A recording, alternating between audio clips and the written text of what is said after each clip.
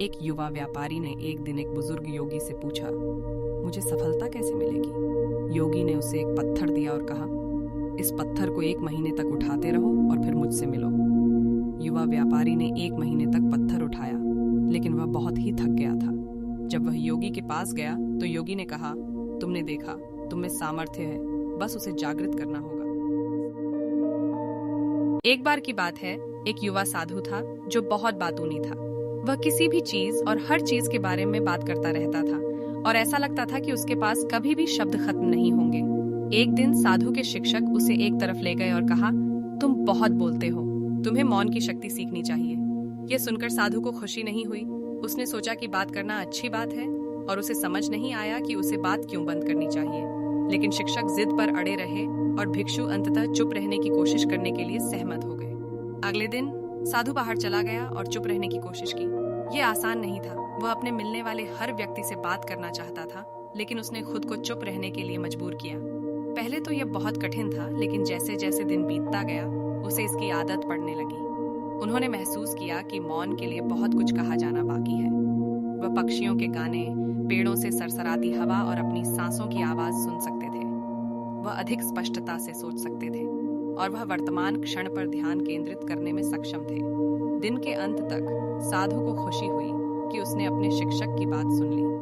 उन्होंने महसूस किया कि मौन एक शक्तिशाली उपकरण है और उन्होंने इसे अधिक बार उपयोग करने की कसम खाई। कहानी का सार यह है कि मौन एक शक्तिशाली शक्ति हो सकती है। ये हमें अपने आसपास की दुनिया को सुनने, अधिक स्पष्ट रूप से सोचने और वर्तमान क्षण पर ध्यान केंद्रित करने में मदद कर सकता है। जब हम मौन होते हैं तो हम अपने भीतर और परमात्मा से जुड़ सकते हैं। एक युवक आत्मज्ञान की तलाश में एक जैन गुरु के पास आया।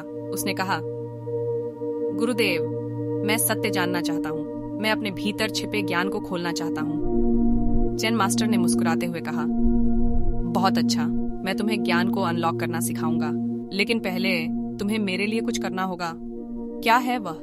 युवक ने पूछा। जैन मास्टर ने कहा, आपको जंगल में जाना होगा और सबसे बुद्धिमान पेड़ ढूंढना होगा, और जब तुम्हें वह मिल जाए तो उस पेड़ से एक पत्ता मेरे लिए ले आना।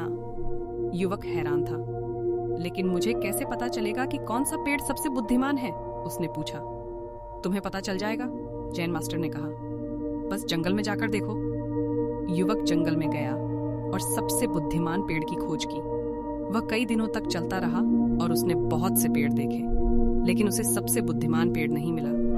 एक दिन वह निराश होकर एक नदी के किनारे बैठा हुआ था।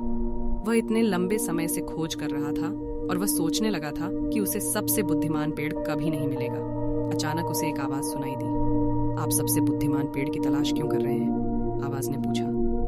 युवक ने ऊपर देखा और उसने अपने सामने एक बुद्धिमान बूढ़े व्यक्ति को खड़ा देखा। मैं सबसे बुद्धिमान पेड़ की खोज कर रहा हूँ, युवक ने कहा, क्योंकि मैं अपने भीतर छिपे ज्ञान को खोलना चाहता हूँ। बुद्धिमान बूढ़ा मुस्कुराया। आपको सबसे बुद्धिमान पेड़ की खोज करने की जरूरत नहीं है, उन्होंने कहा। सबसे बुद्धिमान वृक्ष आपके भीतर है।